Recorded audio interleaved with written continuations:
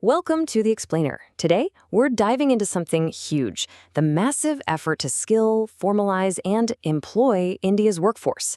And believe me, it's a story packed with incredible potential, but also some really, really big challenges. So let's just start with a number that's almost hard to wrap your head around. 560 million. That's not just some statistic on a page, that's the size of India's entire workforce. It's a population that has the power to literally reshape the global economy. And that sheer number, it presents this fascinating puzzle.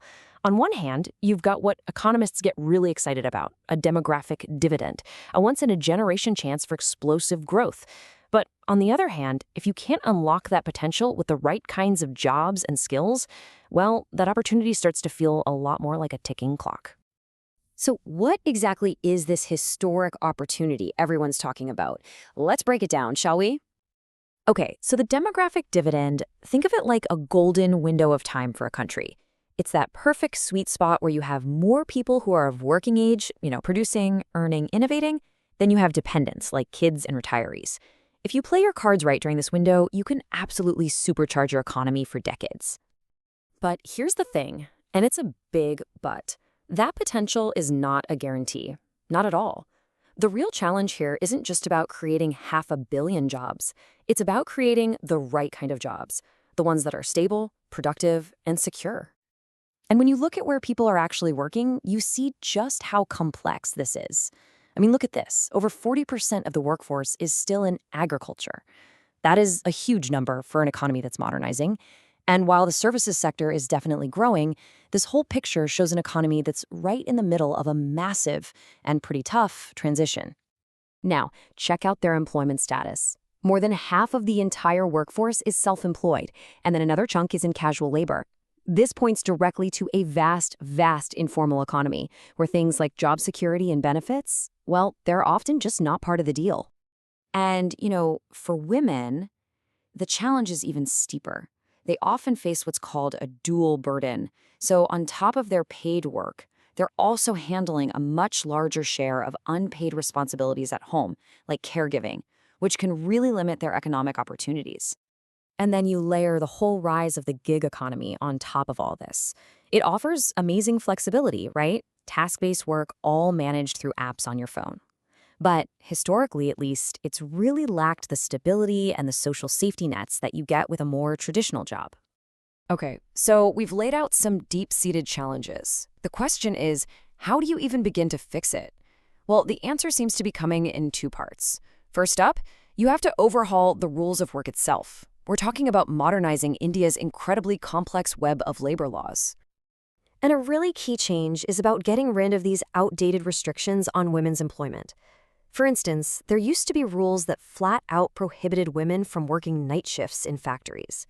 Now, that's being replaced with rules that allow it, but, and this is crucial, only with mandatory safety measures in place, like transport and security provided by the employer. And these new labor codes are a huge deal. They're trying to formalize the workforce by requiring things like appointment letters for everyone. And for the very first time, they're extending Social Security to gig and platform workers. The goal is really a win-win. Make it simpler for businesses to comply while also protecting workers. And the potential payoff? We're talking about over 7 million new jobs.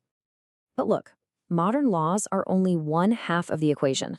This right here, this is the other, and you could argue the most critical half, making sure this huge workforce has the right skills to actually thrive.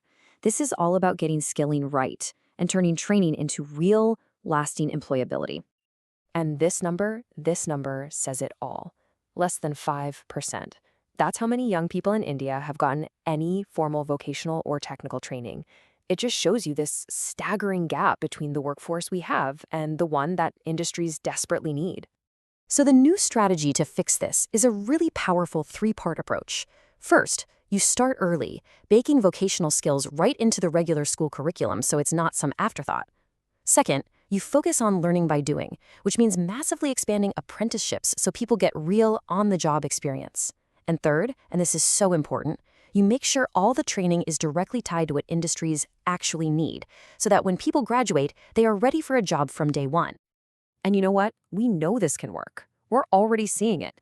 States like Odisha have created this amazing template with their Fix, Accelerate, and Scale model. They basically focused on fixing up public training institutes, making them places people actually wanted to go, and then celebrating the success stories. They've managed to transform vocational ed from a last resort into a totally credible path to a great career. So, when you put it all together, how does this build toward the long-term vision? Because this isn't just about solving today's problems, it's about building a workforce that's ready for what's coming in the next few decades. A huge pillar of that future is about boosting women's participation in the workforce. The goal here is ambitious, to get the female labor force participation rate up from just under 42% today to 55% by 2050. Pulling this off isn't just a social goal, it's an economic must-do. It's seen as absolutely critical for keeping GDP growth high and tapping into a massive underutilized pool of talent. All of which brings us to the final crucial question. These are massive, ambitious reforms we're talking about, modernizing laws, rewriting the whole skilling playbook. But is it going to be enough? Is it enough to successfully turn all of this incredible demographic potential into real, shared economic prosperity for all 560 million people in its workforce? Well, the next decade is going to give us the answer.